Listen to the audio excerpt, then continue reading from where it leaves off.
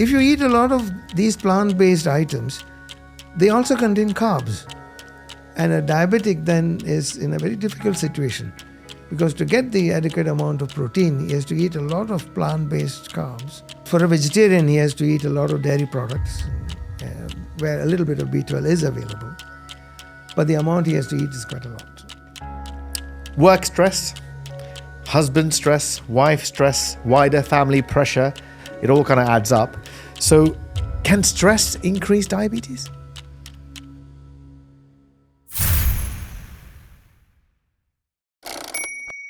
The surprising answer, the simple answer is yes. Because we are talking about chronic stress, by the way. Okay. Acute stress presents in its own modality. And anything that goes abnormal, settles down very quickly in a healthy person. But sometimes, acute stress can bring up the fact that there was hidden diabetes in a case. And then that diabetes doesn't settle at all. So it can sort of bring the hidden condition out. What does stress do? It produces stress hormones, and the two common ones we know is cortisol and adrenaline. And these hormones shouldn't be there throughout the day. But unfortunately, in today's lifestyle, chronic stress, and that terminology is being recognized increasingly by doctors interested in this subject. Unfortunately, most of the doctors don't really look into that factor, because you may be showing symptoms of stress and signs of stress. And these are generally medicated. And if it continues for a very long time, That's very become interesting. chronic. That's a very interesting point, because when you say signs, what are these signs that we should be looking for? Are they overt? Are they covert? Are they impacted by other people? They can easily see that you're stressed, or what's actually happening? Well, there are certain signs and symptoms which comes forth and is labeled as anxiety, irritability, Yes. anger, unable to, cope with situations the patient is not comfortable in, because most of these people in comfortable situations are okay. I feel like you're talking about the layman here. Like most people suffer with these things. Exactly. And in today's lifestyle, you find that, majority of us are living lives with these symptoms. And usually the patient tries to cope with this in many ways, by avoiding what is stressful to them. But if they're in an environment where it can't be avoided, it builds up. And chronic stress then makes control of the situation impossible, because you're constantly producing cortisol and adrenaline when it's not required. And they put you on a high alert situation. The high alert situation as an acute situation is okay. But you can't be on high alert throughout the day. Your brain can't function in that condition. So you tend to get other symptoms like depression or lack of motivation or lack of interest in life. Unfortunately, these conditions again go to mental health area. Sure. And psychologists and psychiatrists get involved. And eventually medication. And eventually medication. And what we have discovered is that the diet is also a major contributor to the problem. Because if you go on a low-carb ketogenic diet, a large number of my patients first come back and say that, their brain fog has lifted, and, they're feeling more relaxed, and they're not anxious anymore. That's the biochemistry behind it. Okay. The brain function improves. So one of the things that's directly related to stress is sleeping badly. That's something that I can relate to definitely. I'm severely stressed. I don't sleep well. What's one thing that I can do, our viewers can do in terms of like sleeping well and addressing that? Fantastic question, really, because that is what is causing a major issue in most of my patients too. And they are unable to find a quick solution. I find many of them have been put on sleeping tablets, which are not considered to be good anymore, taken long term. We do know that, anyone under stress, sleep is disturbed. A child going for an exam, he doesn't sleep well. People going for an important interview don't sleep well. So any task given to you put you under some stress. But that stress is okay. That's the kind of stress which makes you alert and active. Yeah. So there's some good stress as well. Yes, and we can call it good stress. But then you should go and perform. Your brain is still alert and you're okay. Sure. So in healthy individuals, a little bit of good stress A little bit of nervousness is part of the game of life. But when it becomes chronic, then it starts interfering with the metabolism. And when it interferes with the metabolism, it interferes with the brain function. Because people generally ignore the brain as an organ, where the brain is very much dependent on the metabolism you're in. So if you're in an unhealthy metabolism, your biochemistry is haywire, your hormones are haywire, you're not relaxing at all. The relaxing part of you is not there. Your sympathetic tone is always very high. We need the parasympathetic, the relaxing part, that nerve to function, the vagus nerve. There are methodologies to make it function. And one of the important things is the gut. A large percentage of our problems actually begin in the gut, and the gut microbiome is a new area of research. Right, so that's why you the emphasis on your food, the food, and then the food relates to essentially the stress that you have here. Yeah. Okay, interesting. So let's move on to our final section. It's called Reversing the Trend. What can you do? So I'd like to kind of wrap this up with some actionable points. A lot of people kind of watching might feel overwhelmed with the information. It's quite a heavy topic, or a little bit scared. So some of them probably at this moment suffering with diabetes. They're South Asian and they suffer with diabetes. They're probably TOFI. They probably sleep badly and consider eating healthy food, but probably isn't healthy. Can diabetes be reversed for them? Or are we actually talking about taking better control of the condition? Let's try and differentiate between the two. Well, both are possible. It all depends on how early you get diagnosed, which is the fact we are insisting in our lifestyle clinic. We are saying that you catch them early and reversal is possible. That's when you reach practically normal HbA1c levels. Controlling, yes, a lot of patients come to us very late in their lifestyle. Most of the things are established. Some organ damage exists. Pancreatic function can't recover. They do need some medication help, but even they can be helped because from an uncontrolled state where the HbA1c is not responding to medication, these people start responding. So it's a win-win situation, but the early diagnosis is important. The other important aspect is, will the patient actually take on the protocol? You see, as you said about stress and sleep, one of the important ways we can reduce stress is exercise. That's well known. And the sleep itself, is an easy sleep hygiene protocol you follow. Not using your digital stuff late into the night and sleeping at proper timings, getting at least 8 hours of sleep, not eating at least 2 hours before the bedtime.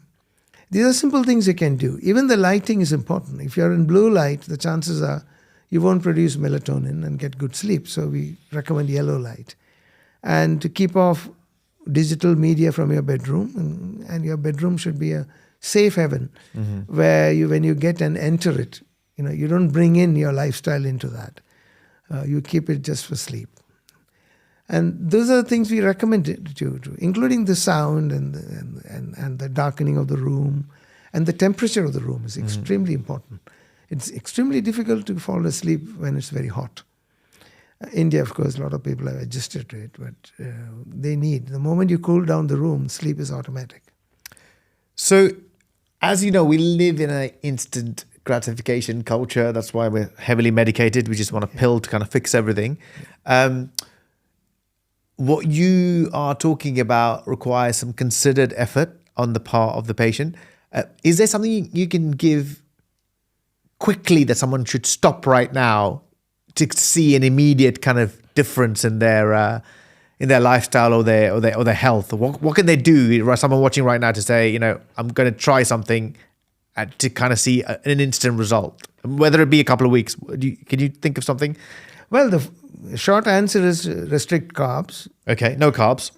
Well, it's not no carbs. You can have some calculated amount. Okay, how much roughly? Depending on, if you're unhealthy, we would prefer that you keep it below 130 grams per day. 130 grams per carb per day, okay. If you're extremely unhealthy and got extremely high blood sugars, then you may need more carb restriction. Yeah. If you're healthy, the amount of carb doesn't matter, provided you're exercising well and your insulin sensitivity is there. and you're not under stress, and you're getting good sleep, and your food has got all the right nutrients, which I mentioned before. So then increasing the protein in your diet is extremely important. Plant proteins, you have to substitute protein powders, which are extremely expensive in India, 4,000 to 5,000 rupees a month, which nobody would buy. It's difficult to adjust plant proteins, and most of our patients, we convince them to start eggs, which is a help. You must switch to healthy fats. Seed oils are very bad, highly inflammatory, so which is a new subject of research now and quite established. And we all use seed oils and like deep fried foods. Added to that, exercise is primary to help you through the stress issues and sleep issues. Okay. And just to focus on South Asian families, can you just give one bad habit that they generally tend to have? You must have seen lots of cases that they need to drop immediately, and one good habit they can kind of replace it with. You think of? Yeah, I would come to basically restricting carbs, avoiding Drop the carbs, avoiding sugars in any form. avoid sugar, yeah.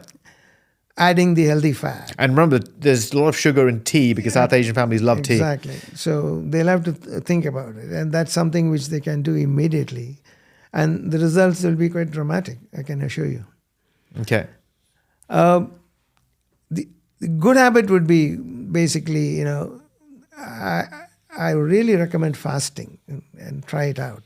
Fasting is not new to our culture. And if you find, our ancestors always fasted, either due to religious reason or whatever it is, but it had health benefits.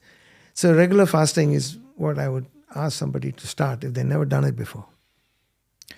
And just to end, what kind of gives you hope, and what are you seeing in your patients that feel like what you're doing is the right thing, and you're seeing some change, and you want to get the message out there? That's why you've created this platform, diabetesreset.org.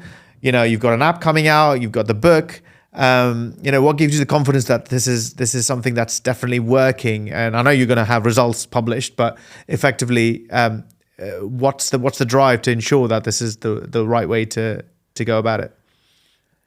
You see, most of my training has been from the Western concept of dealing with type 2 diabetes. And they are rather got results because they can easily go on a keto diet. For them, restricting carbs is not a problem. Unfortunately, not much research has been done on South Asians. So I was perhaps the first person to trial out, a modified form of what they actually told us to do, and create menus which somehow compensated for the lack of protein. And when I introduced it initially, I didn't expect much success. But then after we looked at our records and had an audit done by an independent match department, it came up with remarkably good results, where 70% of our patients actually could control their diabetes and 50% could actually reverse it. Wow, that's amazing. Provided they came early. And my viewpoint was that it works, even in South Asians, provided they follow the protocols and are motivated. And that's where it gives me hope. And the results itself show that the science is true and it works. The motivation part is something we should get into our thinking process. And of course, while some doctors agreed to cooperate with me, there were many doctors who carried on following the mainstream guidelines because for their own reasons. So to get the topic onto them and gradually wean them to the idea that this approach actually is very successful is my future plan. Sounds very interesting. I wish you all the success in this venture. I think this is a very deeply layered topic. I don't think a half an hour YouTube video will cover everything. I'm hoping to have several more chats with you and other experts in your field to kind of explore this more, to help people out there. But effectively, diabetes can be reversed if you follow your program, healthy diet, sleeping well, and ensuring that you've got the right balance overall. So a 360 approach. Provided you catch it early. And you catch it early, all right? So very interesting, and I hope to chat some more to explore this further, because I know lots of people have questions, and we can kind of debate this all the time. Thank you. All they need to do, go to the website, because there's enough information there in the form of a blog and in form of the latest literature and the books that can be available to them. And Yeah, welcome. absolutely. I'll do your plug now. So effectively, please visit diabetesreset.org. You can go there and do a free quiz. After that, you can book a consultation. Remember, the first consultation is absolutely free. Please do it if you're suffering with diabetes at the moment. Trust that it can be reversed, and there's people at hand to give you the help that you need. So thank you very much. Thank you, Dr. Menon. Thank you. Cheers.